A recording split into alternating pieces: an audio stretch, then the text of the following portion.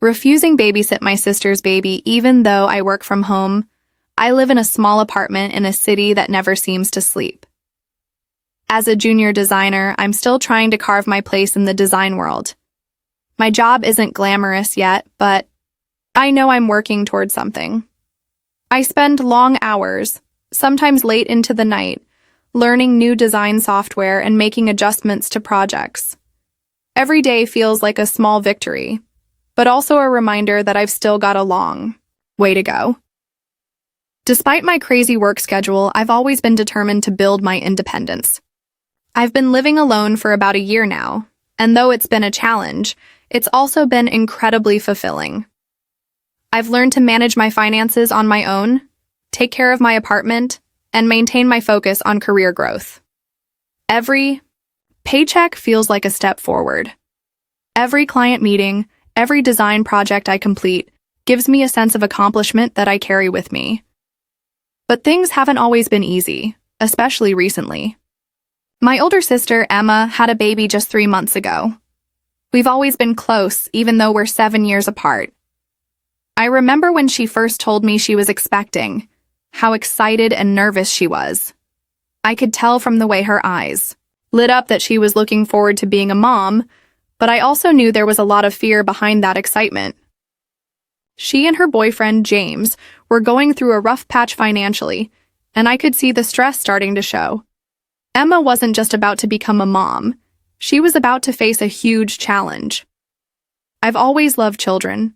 I can still recall the times I babysat for family friends when I was younger, how I'd carefully watch over the little ones and play games with them, keeping them entertained and safe. But babysitting is different now. It's different because Emma's baby is a real responsibility, not just a few hours of playtime. And for the first time, I was really thinking about what it would mean to care for a newborn. The thought was daunting. One afternoon, as I sat in my apartment trying to wrap my mind around an upcoming deadline, my phone buzzed. I looked down and saw that it was Emma calling. I smiled briefly. I loved hearing from her, though I was busy. I picked up the phone. "Hey, sis," I greeted her, doing my best to sound upbeat. "Hey, how's work?" she asked. I could hear a tiredness in her voice.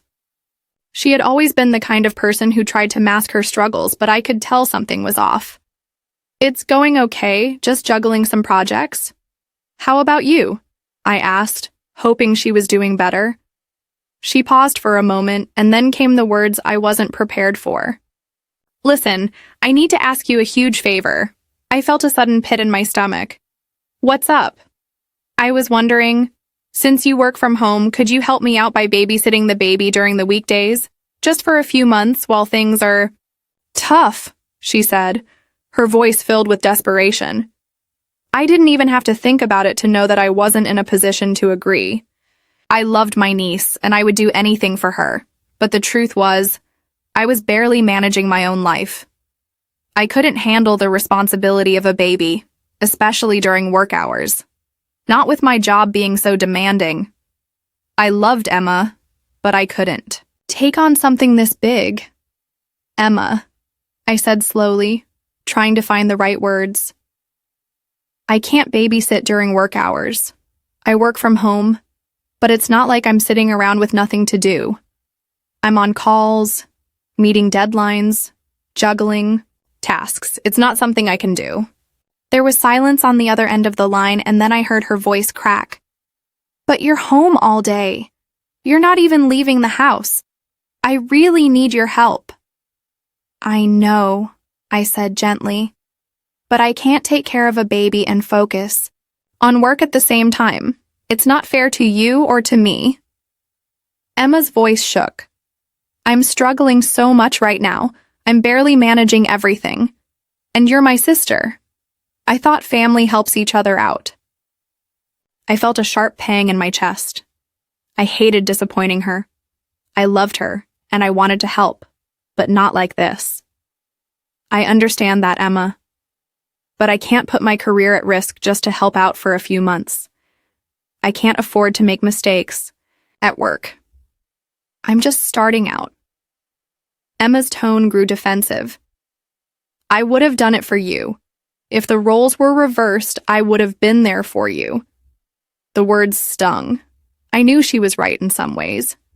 If she had needed help, I would have found a way to be there for her. But this wasn't the same. She wasn't asking me to pick up groceries or do a small favor. She was asking me to be responsible for her child during the day, every weekday. I know you would have, but Emma, it's just not something I can do right now. I'm really sorry, I said, my voice trembling a little. I heard a shaky breath from her side of the phone, and then she started crying. It was heartbreaking. You're abandoning me, aren't you? Family is supposed to help each other. You're just sitting there, doing your job. How is it so hard to watch my baby for a few months? I had never heard her so upset, so raw. The guilt started to eat at me, but I stood firm in my decision. I'm not abandoning you, Emma. I'm just trying to take care of my own life right now. I'm really sorry, but I can't do this. I didn't know how to comfort her, so I just stayed quiet, listening to her sobs. Eventually, she hung up without saying goodbye. I sat in silence for a long time, my heart heavy with guilt. I loved my sister.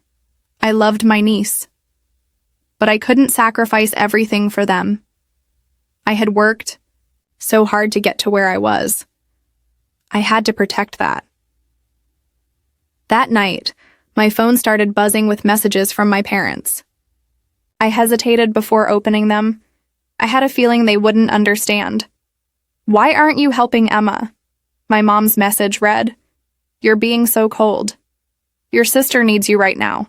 My dad added in his message, Stop being so selfish. Family helps each other. I felt the weight of their words. I hadn't expected them to side with me, but this was harder than I thought. The next few days were the hardest I'd faced in a while. Every time my phone buzzed, I felt a wave of anxiety wash over me. It was either my mom or my dad, messaging me with more guilt trips about not helping Emma. I knew they were just trying to do what they thought was right, but their words felt like tiny arrows piercing through my self-doubt. I was starting to question myself. Was I being too harsh? Was I overreacting? I tried to push those thoughts aside, but the guilt didn't go away. At work, things weren't any easier. The pressure was mounting with every project I took on. As a junior designer, I was constantly trying to prove myself. Every new task felt like a challenge I needed to overcome, and every mistake felt like it would be the one that would cost me my job. I was scared, terrified even, of making the wrong move and jeopardizing everything I'd worked for. I couldn't afford to make a mistake, especially with how competitive the design industry was. So the last thing I needed was to have my attention split between a baby and my work. But it seemed like Emma's situation was only getting worse. She stopped calling me, and when I finally reached out to check in, she barely spoke. It was clear that she was still hurt by my refusal, and I could sense the distance growing between us. I loved my sister, but it felt like no matter what I did, I couldn't win. Either I was being selfish for not helping her, or I was risking my career by trying to protect it. Either way, I felt trapped. One evening, after a long day at work, I was sitting at my desk, staring at my computer screen. The soft glow of the monitor felt too bright, and my brain was too tired to focus. I clicked through emails, checked the progress of my ongoing projects, and tried to keep myself distracted. My phone buzzed again. It was a text from my mom. You need to be there for Emma. She's your sister. It's not just about you anymore.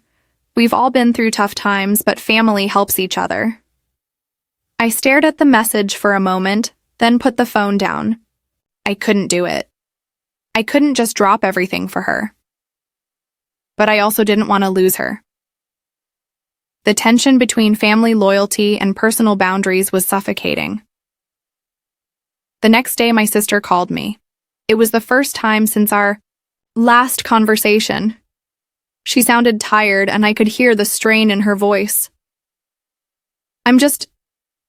I'm overwhelmed, she said, her voice trembling.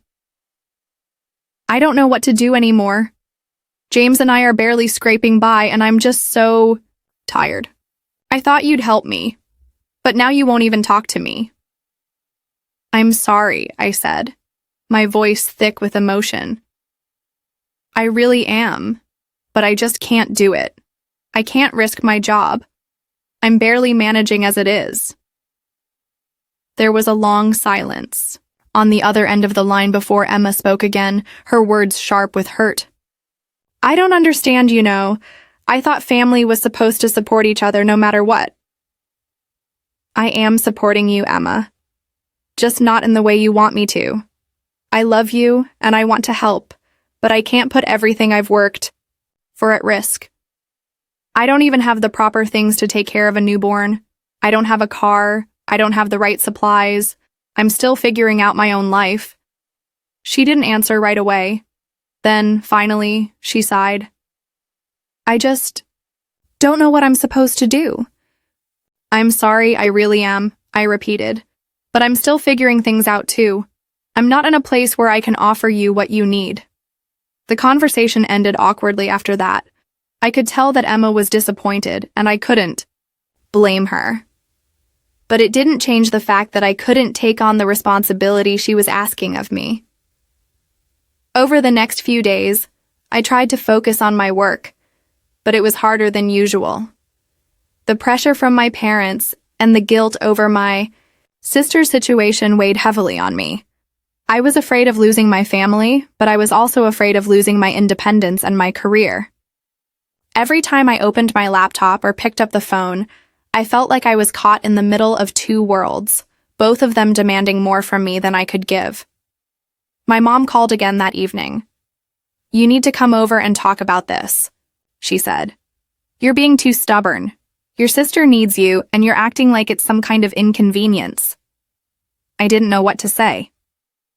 I loved my family, and I knew they were just trying to help, but it felt like they didn't understand the gravity of my situation. I couldn't just drop everything. I couldn't throw my job away for something I wasn't ready for. The next day, I went to my parents' house for dinner, hoping the conversation would end there. I didn't want to keep fighting, but I knew things couldn't go on like this. When I walked through the door, my mom didn't even greet me with a smile. Instead, she immediately started in. Why can't you help your sister? She asked, her voice cold. You're just sitting at home all day. It's not like you're doing anything important. I felt my chest tighten at her words. I am doing something important. I'm building my career. It's not just sitting around, Mom. I'm learning and growing every day. This isn't the kind of job where I can just take a break whenever I want. That's an excuse, she snapped. You've got to stop acting like you're the only one with problems. Your sister needs help, and you're turning your back on her. I could feel the tears welling up in my eyes, but I fought them back. I'm not turning my back on her. I'm doing the best I can. My dad, who had been sitting silently, finally spoke up. Maybe you're just being selfish. Family doesn't always do what's easy.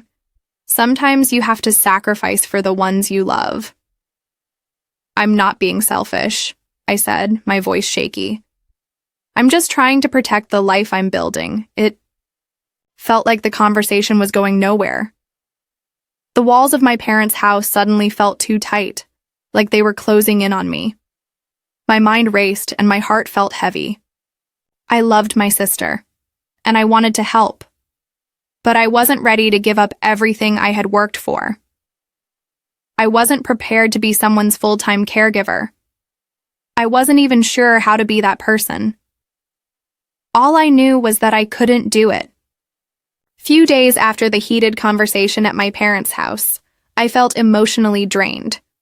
The weight of everything, the pressure from my family, the guilt of not helping Emma, and the demands of my job, was starting to take a toll on me. I tried to push through, focusing on my work, but it felt like I was carrying an invisible burden that only grew heavier with each passing day. I had been doing well at my job, meeting deadlines, and getting positive feedback from my manager.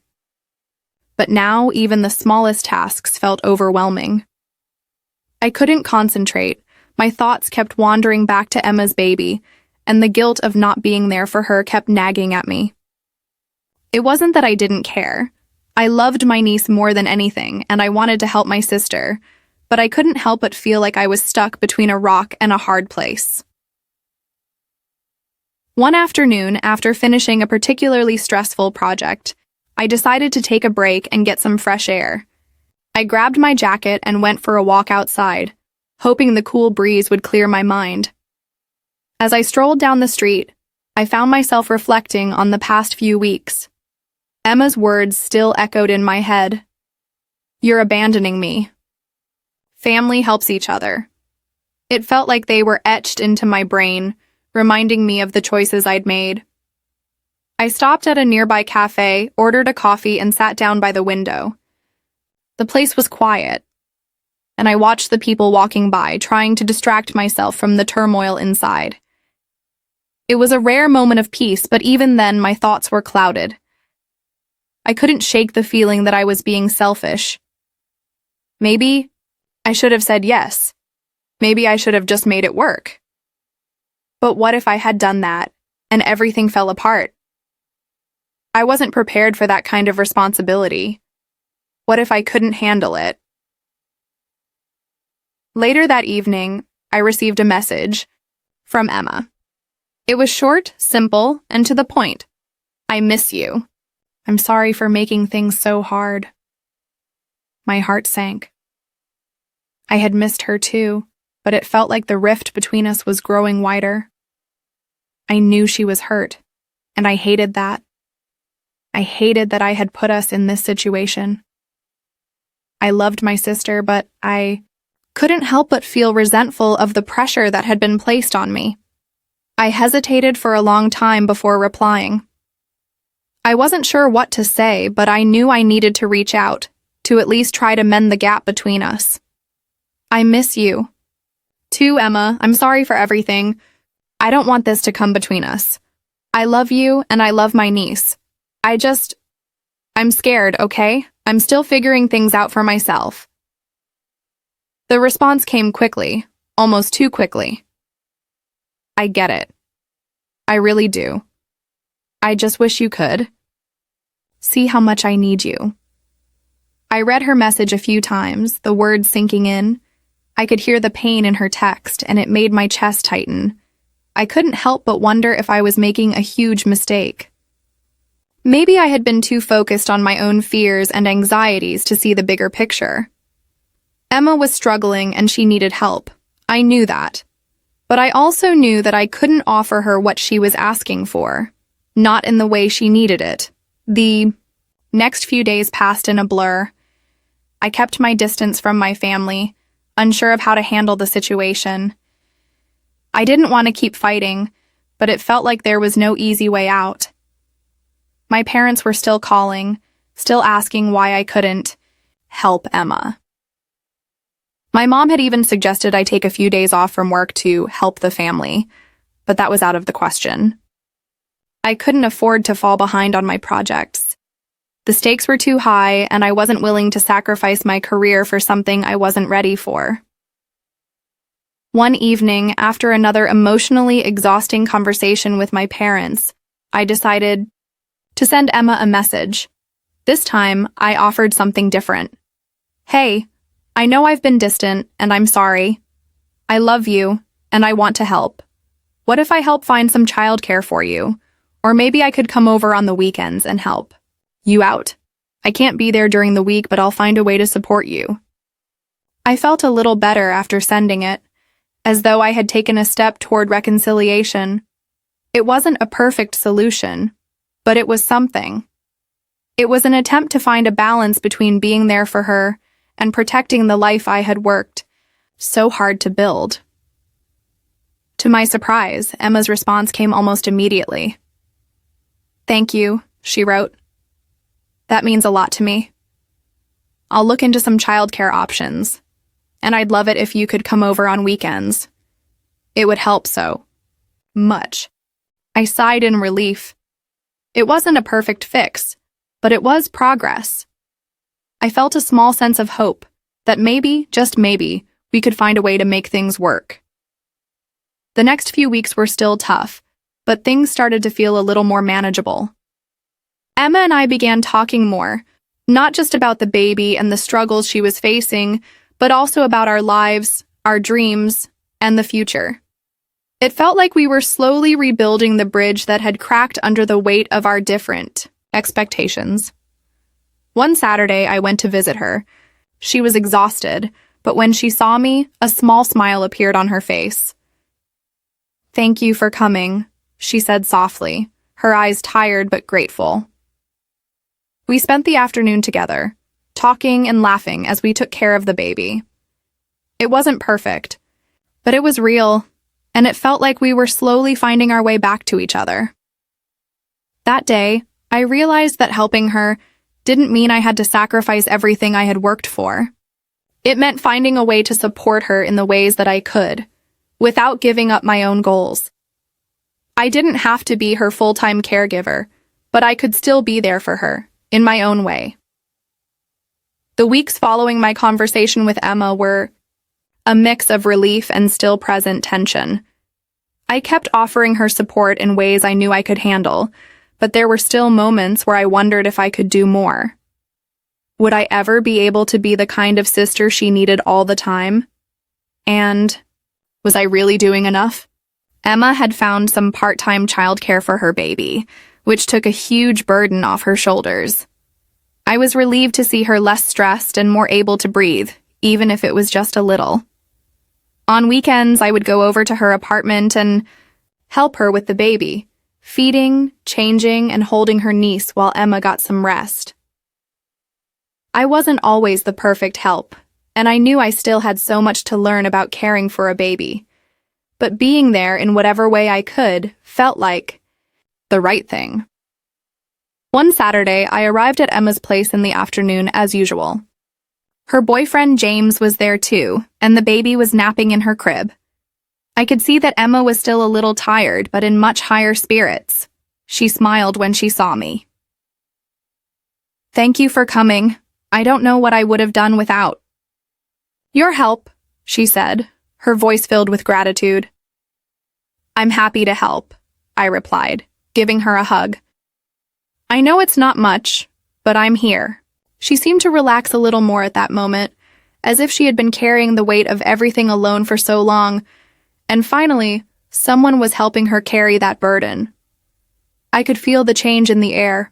The tension was slowly being replaced with a calmness that felt much more manageable.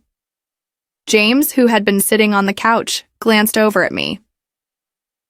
"You know, I really appreciate you helping Emma. It's tough for both of us, but it's good to see you trying to be there for her." I smiled at him, feeling a sense of gratitude for his acknowledgement.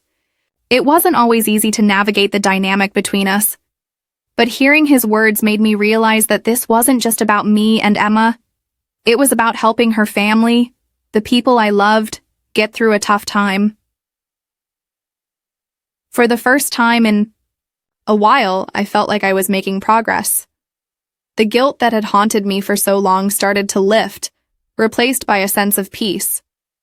I could still protect my career, still hold on to the independence I had fought for, while also being there for Emma in the ways that mattered. I wasn't perfect, and I didn't have all the answers, but I was learning how to balance everything. After a few hours of hanging out with Emma and James, we decided to take a walk with the baby. I hadn't expected to feel such a sense of fulfillment in something so simple. It wasn't about babysitting or being the perfect sister. It was about being present, offering help when I could, and knowing that we were all doing the best we could with what we had. That night, when I returned to my apartment, I felt a strange sense of calm wash over me. The world outside was still, full of deadlines and worries, but for once I felt like I was navigating it all with a bit more grace. I had learned that boundaries weren't about being cold or selfish. They were about protecting what mattered most to me while still being there for the people I loved. The next morning, I got a text from my mom. It was short, but it made my heart skip a beat. "I'm proud of you for helping Emma. You've done what you could, and that's enough." I didn't need to hear it from anyone else, but hearing my mom say that made me realize that I had done the right thing. It wasn't easy, and I still didn't have all the answers, but I was trying my best. And sometimes that's all anyone can ask for. Over time, Emma and I grew closer again. The gap between us, which had once felt so wide, was narrowing. We started to talk more about the challenges of being young adults trying to figure things out. It wasn't always about the baby anymore. It was about us, as sisters, trying to understand each other's worlds and supporting one another through them. As the months went by, Emma became more independent, and I continued to build my career. There were moments of doubt, moments where I felt unsure if I was doing enough, but I learned to trust myself. I had made the best decision I could for my life, and I had supported my sister in a way that worked for both of us. Sometimes, doing the right thing isn't about perfect solutions. It's about finding balance, making compromises, and being there for each other in the best way you know how. Looking back on it now, I realize that the decision wasn't as simple as it seemed in the beginning. It was messy, emotional, and full of tough moments. But it taught me more than I ever thought it would. I learned about setting boundaries, about prioritizing my goals, and about showing up for my family in the ways that mattered most. And, more than anything, I learned that family doesn't always mean doing what's expected. It means doing what's right for you, while still offering love and support when you can.